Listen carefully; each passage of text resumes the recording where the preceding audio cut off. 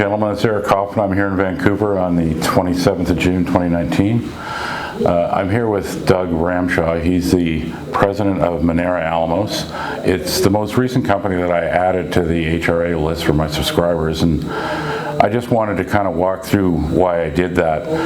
Essentially, I don't generally cover producers. I do cover developers, and what I found most interesting about Minera Alamos is usually when you talk to somebody who runs a junior that's a developer, someone who's got a resource, they've got economic studies coming out, the pitch is almost invariably, you know, we've got these CAs signed. That company's interested in us. We're looking to get bought out. And the interesting thing, and it changes the way that the company acts, and it should change the way the stock acts, is Minera is extremely unusual. So when I talked to you, Doug, you were like, no, we're not looking to be taken over. We're going to go into production, and we want to grow production starting with this first small mine. I mean, that's a pretty unusual way to go these days. I mean, not many juniors even try that anymore. Yeah, I mean, it's.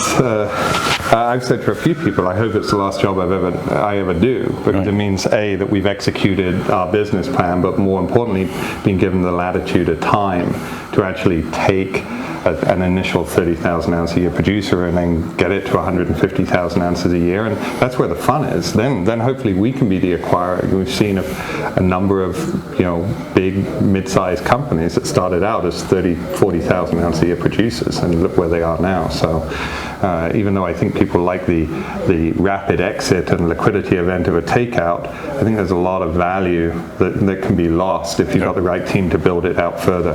Yeah. Well, and that was the other thing that's definitely worth mentioning. I mean, he's not here with us today, but Darren, who's the CEO, and he's sort of the operational brains behind it, if you will. Yeah. I know him from a couple of his past successes. Darren has a reputation for building extremely cheap heap leach operations. I mean, the capex on all of the deals I can think of that Darren was running honestly looked too good to be true. And I can remember back in the day at the what's the name of the first company? Castle Gold. At Castle, right. El Castillo. I remember getting their numbers for El Castillo and thinking they were crazy. There was no way these guys were going to build this mine for this. And we didn't follow that. We didn't follow Castle Gold because we didn't believe his numbers. Yeah.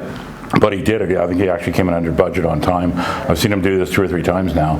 And that's sort of the key to Minera Alamos, is because of the way you designed it, because of the capex that you're looking at with these first couple of operations, that gets you past the biggest hurdle that juniors have, which of course is absolutely massive equity dilution if you're not getting taken out before that capex comes. Yeah, or taking on a lot of debt, because you can't do it all, with equity, and the sub 10 million capex builds, which, as you said, Darren's demonstrated. So it's not just something we've done on the back of a napkin. I've seen him do it. Yeah.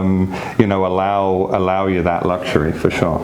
And I think the third leg of the stool, if you will, is I'm not sure what you would call it, a strategic relationship, or how you define that. I know it's not formal in the sense of you're not part of the Osisko group, but you have this relationship with Osisko royalties, and that in effect is where you're going to get the bulk of the financing for the first startup.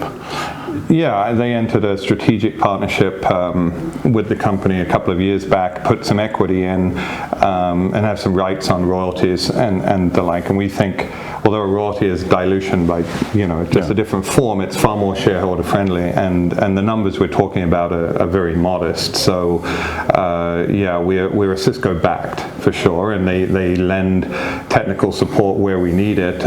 Interestingly, Darren's background's a metallurgist, and he provides the Osisko group a lot of metallurgical input as well on things. So it's a very nice two-way relationship.